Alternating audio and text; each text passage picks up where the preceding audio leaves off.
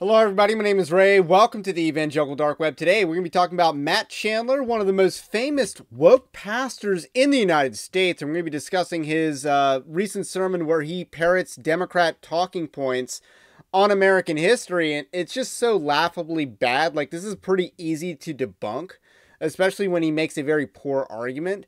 But nonetheless, we're going to dive into that. We're also going to dive into a few other things that he says about politics and the age.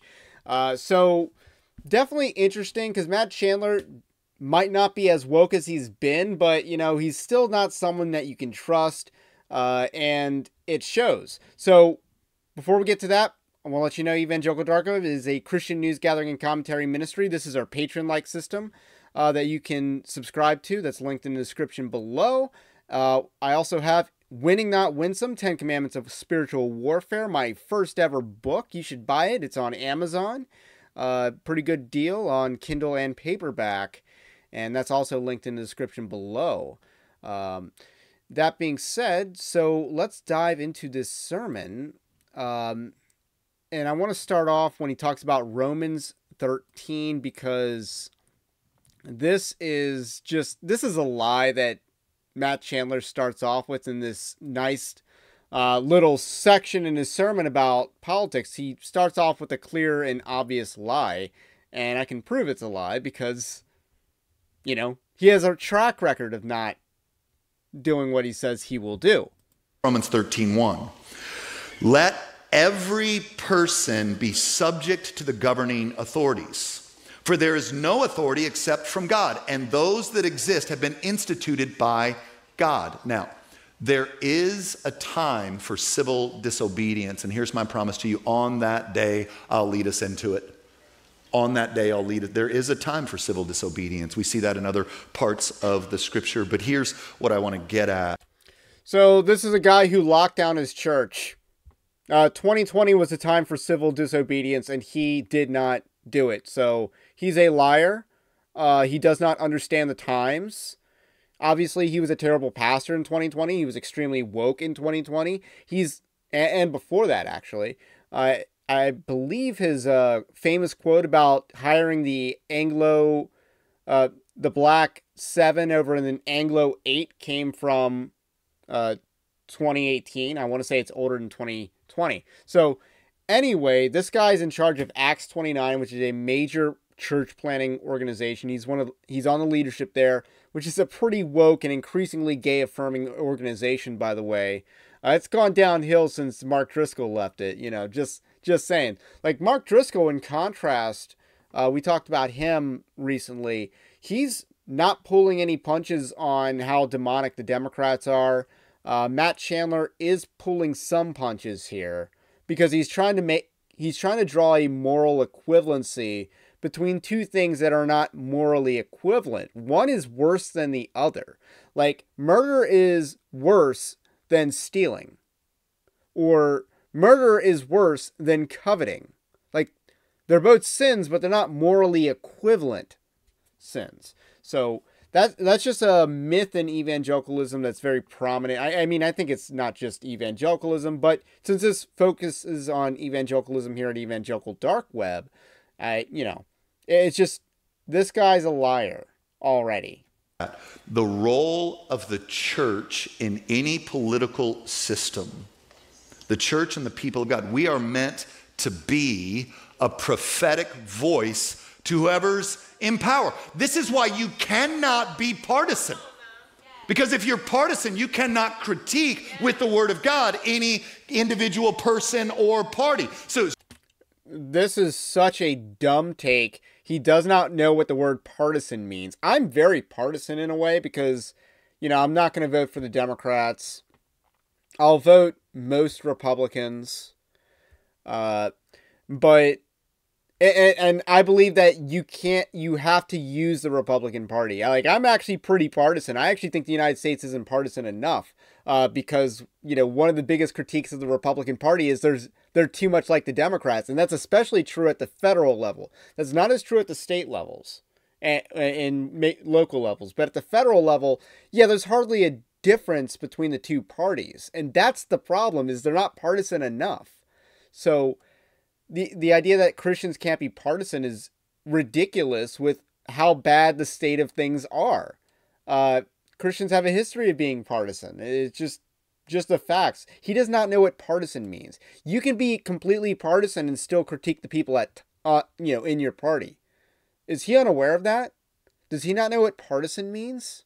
So you can have your leanings, but if you are unwilling to critique your person, you're worshiping in the wrong house. I'm just saying, if you've got to make this, because it makes my blood boil when people Messiah-like attributes to this immoral man. It makes my blood boil. He is not Jesus. He will not save. He cannot pull us out of that. And I got some things coming on the left, so everybody calm down. I love this quote. So he is talking about Donald Trump here. And yeah, it is fair to acknowledge that some people have definitely raised him up to a Messiah-like level. I don't think it's completely wrong for Matt Chandler to address that. Just going to give him the benefit of the doubt here because I've already been hard on him. So I'm going to be a little more gracious here when he makes something that I actually agree with. I love this quote. The church is not to be found at the center of left-right political world. The church is to be a species of its own kind, confounding both the left and right and finding its identity from the center of life. I love that. Here's what I want to. That's a stupid quote from a stupid person. I don't think he says who made it, but that person doesn't understand politics. Again, Christianity is inherently right-wing. Like, we don't believe in feminism. We don't believe in, gay rights. We don't believe in, so many other immoral practices of government. Obviously, killing babies. We don't believe in these things. These are all left-wing policies. As far as right-wing policies go, again, we don't, the founding fathers were so right-wing compared to our current political parties. So, if anything, the Republican Party's too liberal for Christians. It's too left-wing for Christians. And in certain countries, I don't even know how a Christian operates in the political system because all the parties are left-wing, like in Canada or in the UK. So how does a Christian operate in those systems? But in America, at least the Republicans, you can sort of operate within. We got a much better situation than in Canada or in the UK or in Australia. We have a much better situation, actually. But the idea that we're supposed to be confounding to them because we're a lot more right-wing, right? Because Christianity is naturally more right-wing. We naturally appeal to hierarchies. We naturally want to preserve our culture. We naturally like law and order. And we naturally like families. These are all right-wing principles that, again, the Republican Party's to the left of us on. So we're not really confounding to the right and the left politically. We're confounding to the left, if anything. I want to be confounding to them. I want to be confounding to them. I ain't nobody's boy but his. Like, I will not let you loop me into your insanity. I refuse. Okay. Just a reminder, he's a woke pastor. He's already been I looped. feel deeply torn right now. Let me tell you why. I feel so much frustration at the Republican Party. Did you hear how quiet it just got? Y'all be cheering here in a second. Y'all be cheering here in a second, but right now, let me tell you why. The fact that he says that kind of indicates that his audience is more conservative than he is. Like, Matt Chandler's pretty theologically liberal. I've covered that a lot in the past. But one of the problems in the church is that the pastors are more liberal than the congregation. And it shows. And there's very few examples of the reverse. And Mark Driscoll is actually a really good contrast because I think Mark Driscoll is more right-wing than his congregation. That was certainly the case in Seattle. And I think that's also the case here. In 1972, go read their charter. Not a single word about God or abortion in there. They were losing elections. They developed a strategy in the 70s to co-opt us and make us their people. They know we're easily manipulated. We are easily worked into a frenzy. We can be controlled by them. And that's what they did. And they are not for us. They do not all believe what we believe. This is a strategy. So I feel used by them. When they talk about us and to us, I feel in my guts like, get my name out of your mouth. You do not represent me. He is being as masculine as Will Smith when he said, get my wife's name out your mouth, even though Will Smith was a cuck. So let's talk about that. What he's alluding to is Nixon's Southern strategy. Mind you, he mentioned the year 1972. Who was president in 1972? Richard Nixon. How did Richard Nixon win? Oh, well, he won in 1972, which didn't last particularly long. But 1968, he won in a landslide. It wasn't these close elections that we're used to here. It was a landslide in 1968. Well, what's this about Republicans couldn't win elections, so they had to, play the evangelicals? Or is this more of a natural development of political forces mobilizing and the formation of the moral majority in other political movements? And the fact is that Nixon was a decent human being. That's a pretty underrated president and person. He got a bad rap over Watergate. It just, history will vindicate him, and I think it has. But, popular reputation, the popular understanding of Watergate is, he resigned and people can't really tell you why, what he did. So anyway, Nixon, very underrated. I don't know enough about Nixon's faith. I'd love to explore that. But here's the thing. The Democrats have championed abortion since 1973, Roe v. Wade. They've championed these things. The Republicans saw this issue and, perhaps both parties thought that abortion was immoral, but then the Democrats decided after this Supreme Court decision, we are going to full-throat it. And then the Republicans are like, about that, not a good idea. And there's enough believers that were willing to build and basically form the Republican Party in many cases as we know it. So there might have been people like William F. Buckley or Barry Goldwater, but they're not the Republican Party. They really aren't. And then when I look at the legislative policy and worldview of the left, I find it morally reprehensible and demonic. I'm not talking about conspiracy theories. I'm talking about legislative action of a worldview that goes back to the gods of the Old Testament. Feeding children to Moloch. Do you know there was a whole pattern? I might be getting into another sermon later, but repetition's good. There was a whole pattern of worship with the Baal and all these other gods where there was all this sexual promiscuity that ended up in all sorts of terrible things, but then that's okay because you could just feed the god, you could feed your kid to Moloch.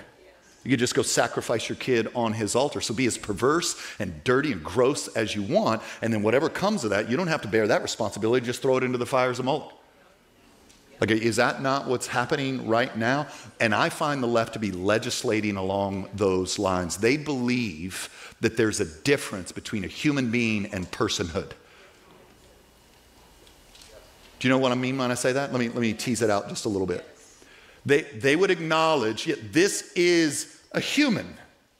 This is a human being, but not necessarily a person, and personhood's what matters. They do this for the unborn. They do this more and more towards the elderly and the sick and right? This is a worldview that's incompatible with what we believe as Christians. I don't feel like I'm being political here today. I think they got theological and started this. Right? Like you want to start talking about the definition of marriage? Well, that's theology. That's not, we're not talking freeways here. I'm not bringing up freeways. Like you're trying to tell me gender doesn't matter. You're pushing sexually explicit perversion on elementary school kids. You have provoked us. I'm not, and some of you right now are like, well, you're a Christian nationalist. Well, I am a Christian and I love our nation. If that makes me that, then you can, you will not gaslight me with that, friend. And maybe you're one of those people like, you shouldn't legislate morality. And I'll tell you, all legislation is moral. Why do we have to withdraw from this conversation? Why are we the only ones being shamed for what we believe? Like, why is that? No, I can't get myself there as much as I dislike Orange Man Bad. So that is basically the clip that I wanted to show you and build up to. I thought he's finished stronger at the end. You know, his critiques of the Democrats, pretty generic, pretty standard. Again, there's no redeeming quality to the Democrat Party. He doesn't go that far, and he probably should. But interesting how he champions Christian nationalism there at the end. We do a lot of championing of Christian nationalism here on Evangelical Dark Web. But that's pretty interesting that he definitely paves the way for his audience to become more based than he is. Even though Matt Chandler is a liberal, he is extremely woke. His views on female pastors are also pretty questionable. But and his views on homosexuality are also questionable, if I'm going to be honest too. So, with that said, Matt Chandler's actually paving the way, giving his audience permission to be more based, to be more biblical. And that's a good thing insofar as what he did. But at the same time, Matt Chandler is not exactly the good guy here. I think Matt Chandler is trying to be liked. I don't think he's changed his ways from being a woke liberal pastor. I think he just knows which way the wind is blowing, and he's giving a very popular message. This is a message that is very popular with his church audience. It is not a message that he's taking a whole lot of risks saying, and it doesn't really matter, you know, how much he believes it or doesn't believe it, but because at the end of the day, you know, he lied on a few things, like the Nixon thing, the 72 thing was just not factually accurate at all. And again, this guy's not going to lead any civil disobedience when the time comes. That's just a lie. We already know that's a lie, and just don't even pretend. So that's all I got to say about that for now. My name's Ray. This is the Evangelical Dark Web. Stay based. Christ is King. And we will catch you on the next one.